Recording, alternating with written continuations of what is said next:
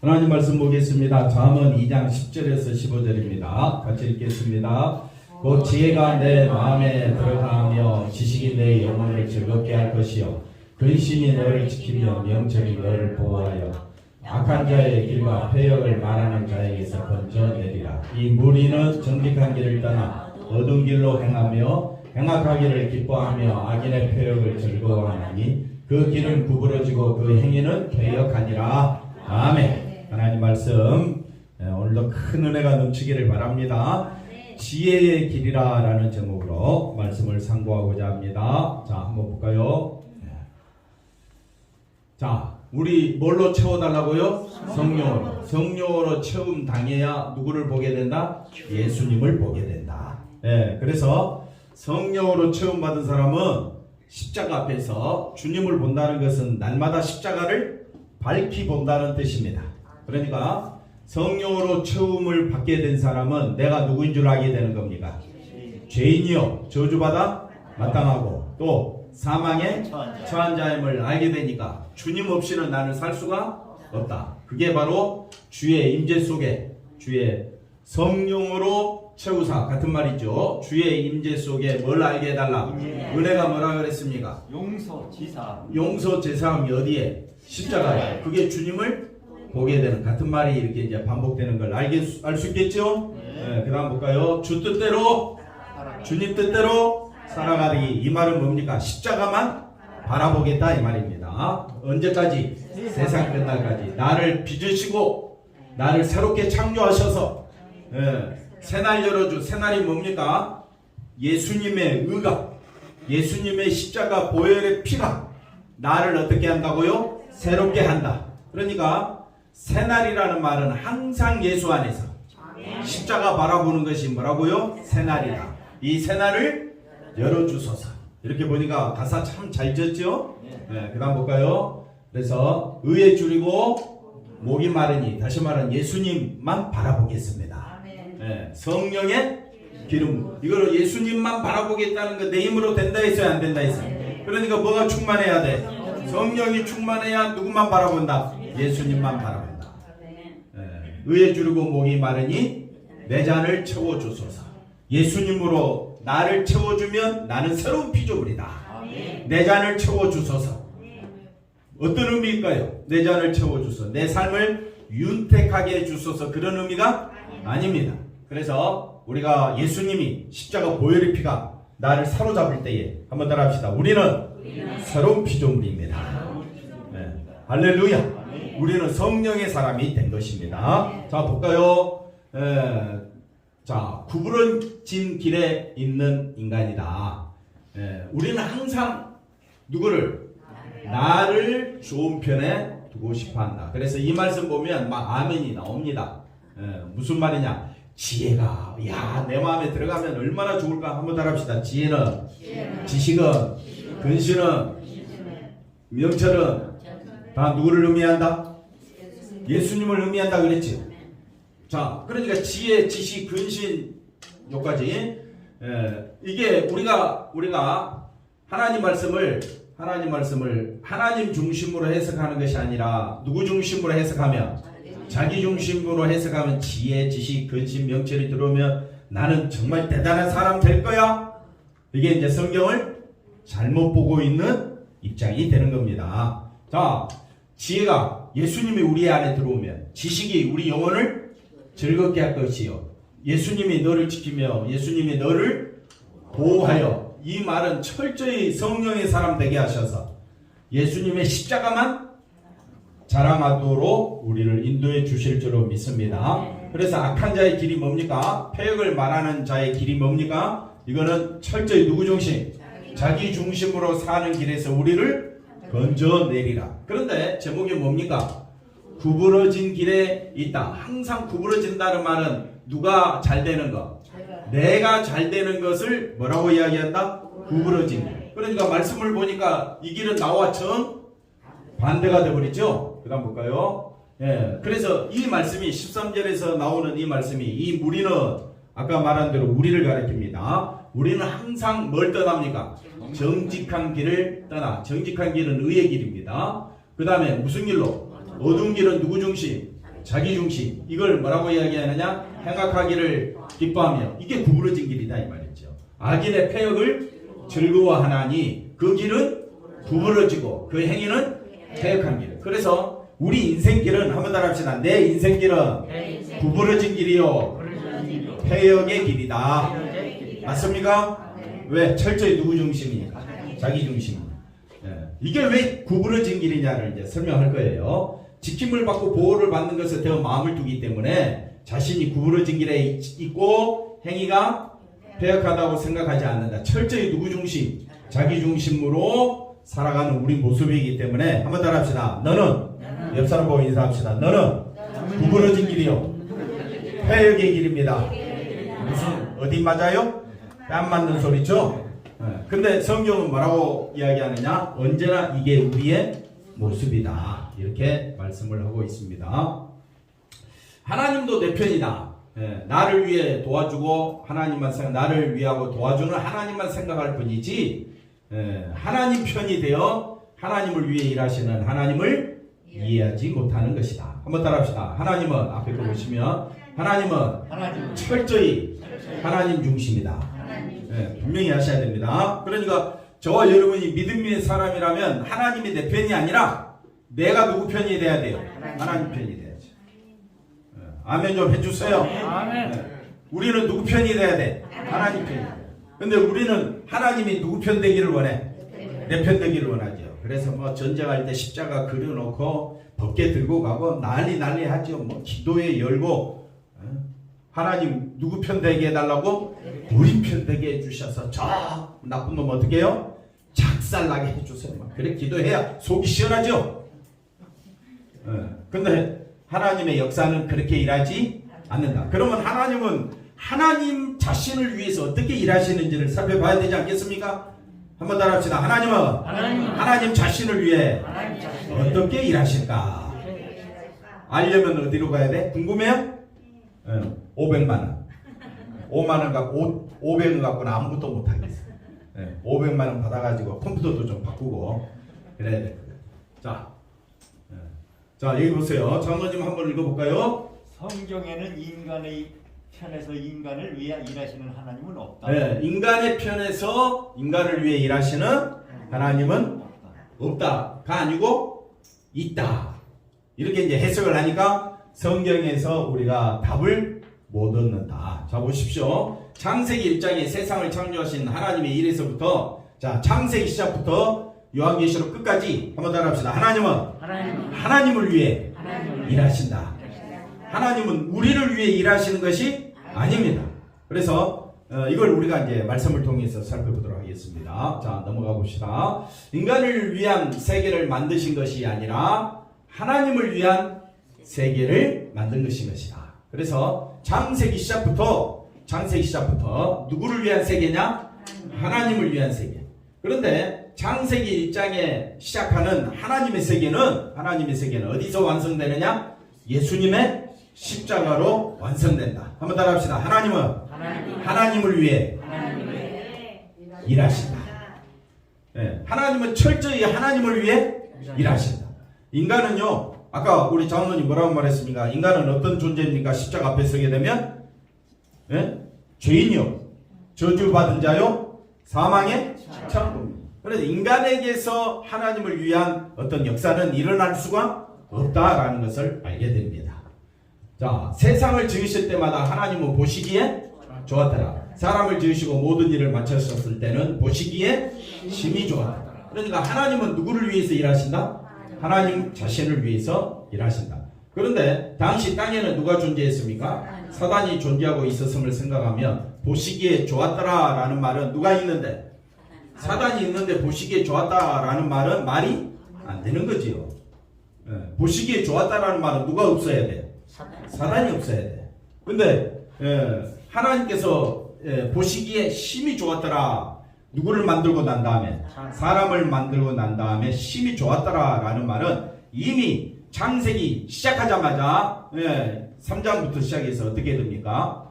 범죄가 일어났지요. 우리가 그것을 봤을 때는 심히 보기에 좋았다라는 말이 아니잖아요. 그런데 하나님은 심히 좋았더라라는 말은 아까 앞에서 봤던 것처럼 하나님은 누구를 위해 일하신다? 하나님 자신을 위해서. 그 하나님 자신이 어디까지 가게 되느냐? 그리스도까지 가게 된다. 그래서 예수 그리스도를 통하여 세상을 다스리시는 하나님의 놀라운 섭리를 보시고 하나님은 뭐라고 이야기하느냐? 보시기에 심히 좋았더라. 하나님께서 말씀하시는 한 절 한 절 한 구절 말씀은 우리가 생각할 때는 어떨 때는 이해가 안 되고 너무 하시지 않느냐. 그러면서 사람을 죽이시고 심판하시는 그런 하나님, 어떻게 우리가 하나님이라고 말할 수 있겠느냐라고 우리는 생각할지 몰라도 하나님은 인간을 위해서 일하시는 분이 아니지요. 하나님은 철저히 누구를 위해 일하시는 분이라고요? 하나님 자신을 위해서 일하시는 분이다. 그래서 그 다음 보시면 인간이 생각하는 세상과 하나님이 목적하시는 세상이다. 그러니까 인간이 생각하는 세상은 누가 잘 되는 거지요? 인간이 잘 되는 거지요. 그러나 하나님이 목적하시는 세상은 하나님은 사람을 자기 형상대로 지으시고 세상을 어떻게 하셨다? 다스리는. 그러니까 하나님이 목적하시는 세상은 다스리는 세상입니다. 누가? 창조받은 사람이지요. 근데 그 사람이 선악과를 따먹을 때는 하나님이 보시기 좋았는데 선악과를 따먹고 난 뒤에는 누구 중심이 돼버리니까?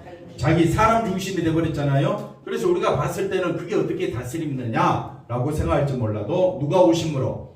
예수님이 하나님의 형상으로 오심으로 예수님이 세상을 다스리는 시대가 열렸다. 그래서 예수님이 세상을 어떻게 다스리느냐? 바로 어디에서? 십자가에서.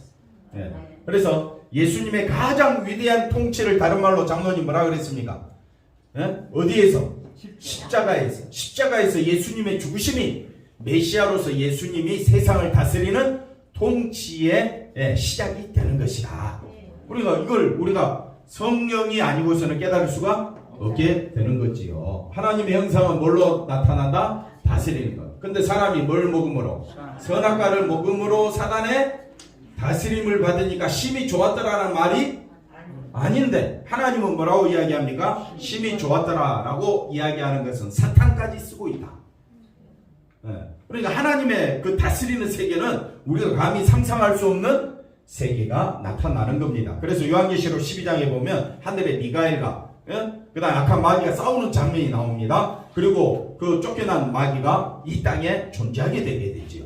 이런 모든 세계 역사는요, 세계 역사는 하나님이 다스리는 세상으로 나오는데 하나님께서 보실 때에 이런 마귀, 사탄과 예수님과 사람이 이렇게 이 역사 가운데 이루어지면서 하나님이 다스리는 세상은 어떻게 펼쳐지는가 봤을 때 보시기에 심히 좋았더라. 창세기 1장에 나오는 그 말씀이 요한계시록까지 연결되어져서 온 우주 만물을 하나님이 다스리는 새로운 시대가 열리게 되는 그거를 보고 하나님은 그 시작만 보는 것이 아니라 그 마지막까지 보고 뭐라고 말하느냐? 보시기에 심히 좋았더라. 눈 뜨고 있죠? 자, 사람이 선악과를 먹음으로 사단의 다스림을 받으면서 하나님의 형상이 없는 인간으로 존재하게 되었죠. 그런데 누가 오심으로? 예수님의 오심으로 하나님의 형상으로 오시고 예수님이 세상을 어떻게 다스리신다고요? 십자가에서 피 흘려 죽으심으로 죄사함과 그 다음에 저와 여러분을 거룩한 자로 그 다음에 또 흠이 없는 자로 우리를 이끌어 주실 줄로 믿습니다. 그래서 하나님의 창조는 이 첫째 날 둘째 날 해서 사람을 만드는 그런 창조로 끝나는 것이 아니라 예수 그리스도로 안에서 이루어지는 새로운 역사까지 포함되고 있다. 그래서 예수 그리스도의 다스림, 예수 그리스도가 다스리는 이 세계를 무슨 세계라고 이야기하느냐? 참된 세계다. 이걸 알아야 우리가 성경의 눈이 열린다고 하는 거예요. 영건이 듣고 있지? 그래서 이걸 목적으로 하고 있다. 그래서 우리가 하나님의 창조는 세계 만물만 창조되는 것이 아니라 예수 안에서 새로운 피조물로 예수님의 십자가 보혈의 피만 사모하고 의에 줄이고 목마른 자는 아까 찬송가서 뭐랬죠?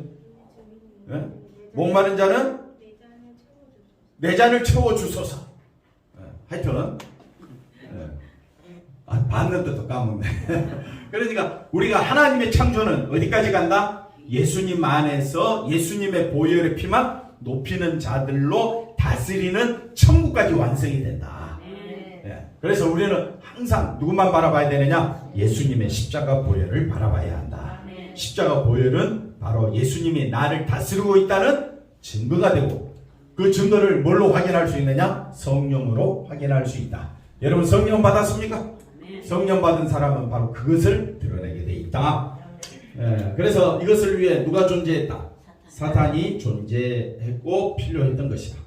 요한계시록 12장에서 말하는 것처럼 하늘의 싸움에서 패한 사탄을 어디로? 예? 만약에 하나님 보시기 심히 좋았다면 패한 이 사탄을 어디로 보내야 됩니까? 땅이 아니지요. 어디로 보내버려야 돼? 바로 지옥으로 보내야 되는데 하나님 왜 땅으로 쫓아냈을까? 예. 그러니까 사람을 만드시고 난 다음에 누구를 땅으로 누굽니까? 사단을 바로 땅으로 보내버린 거죠. 그러니까 이 땅이 사람을 만드시고 누가 와서 에덴 동산에 누가 쳐들어왔습니까? 사단이 쳐들어와가지고 우리를 유혹하는 거죠. 그 다음 보겠습니다. 그래서 지혜가 내 마음에 들어가며 지식이 내 영혼을 즐겁게 하시오. 지식 누구를 의미한다 그랬습니까? 예수님을 의미한다 그랬죠. 그래서 예수님이 우리 안에 들어오면 어떻게 될까 보시면 흔히 생각하는 것처럼 마음이 깨끗해지고 성품이 변화되고 정의감으로 가득한 상태로 변화되면 얼마나 좋겠습니까? 그것이 아니라는 겁니다. 지혜가 들어오면 한번 따라합시다. 내 편이 되어 나를 위해 살아가는 내 마음 자체가 이게 뭐라고요? 구부러진 거구나. 그래서 예수님이 내 안에, 성령님이 내 안에 역사하시면요, 내가 누구인 줄 알게 돼요, 장로님? 죄인이요. 저주받은 자요. 사망의 처한 나는 어떤 자라고요? 구부러졌다는 것을 알게 돼요. 이게 예수님이, 성령님이 내 안에 오셔서 깨닫게 하시는 일이다. 그 다음 보시면, 그래서 내가 원하는 나의 세계를 꿈꾸며 그것을 이루기 위해 힘쓰고 살아가는 인생 그 자체를 구부러진 길에서 폐역을 행하는 것으로. 내 인생에, 한번 따라합시다. 내 인생은 선한 것이 있다 없다? 없다. 이걸 알게 되는 거예요. 누가 오시면? 예수님이 오시면, 성령님이 오시면 내 안에서는 선한 것이 나올 수가 없다. 맞습니까? 이게 성경이 우리에게 가르쳐주는 말씀입니다. 성경이 우리에게 구부러진 길을, 그래 너 구부러졌지, 어깨 펴라, 구부러진 길에서 벗어나라, 이런 걸 요구하지 않는다. 왜? 우리는 죽을 때까지 누구 편이니까. 그러니까 우리 아이들 한번 보십시오. 아이들뿐만 아니라 어른들 보십시오. 처음부터까지 다 누구 중심입니까? 꺾을 사람이 있습니까? 어떻게 그리 잘하세요? 꺾을 사람 있어요, 장모님? 그래서 우리가 죽지 않는 한 못 꺾는다. 그러면 성경은 뭐라고 이야기하냐? 그걸 알아라는 거예요.